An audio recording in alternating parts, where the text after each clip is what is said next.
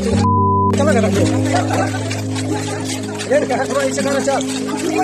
तक बस हम ये सोच के आश्चर्य थे कि गंदे लोग ही राजनीति में क्यों आते हैं, पर आज ये वीडियो देखने के बाद हम कंफर्म हो गए कि हमारा बिहार पीछे क्यों है, इतना अति पिछड़ा क्यों है और लोग हमको हमारे नाम से गाली देके क्यों बुलाते हैं।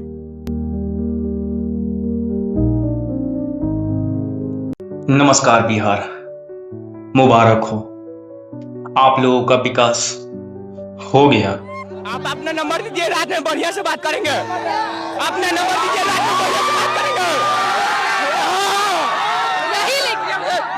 यही और अभी तक जितना बिहार का विकास हुआ है, उस विकास में इन जैसे लोगों का ही सबसे अधिक हाथ है। इन लोगों के वजह से ही बिहार इतना आज बदनाम है। 90 नंबर चलेगा।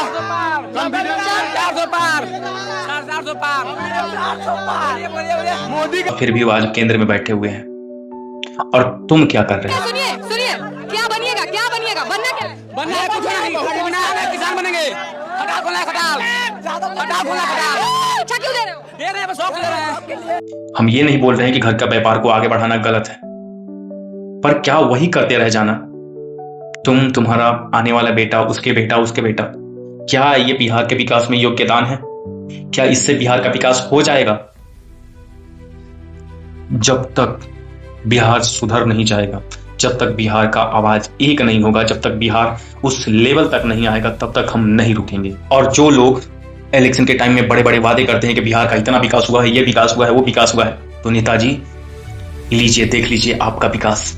विकास का मतलब ये नहीं हुआ कि सिर्फ रोड बनवा देना। विकास का मतलब ये नहीं हुआ कि लड़कियों को एजुकेशन में ला देना। विकास का मतलब ये है कि आप किस लेवल के शिक्षक रखे हैं। जिन लोगों को आप रखे हैं शिक्षा देने के लिए, उन लोगों में कितनी योग्यताएं हैं। सर संज्ञा का मतलब बताइए। जो शिक्षक संज्ञा नहीं बता सकता, वो सदियों पुराना मानसिकता को कैसे खत्म कर पाएगा?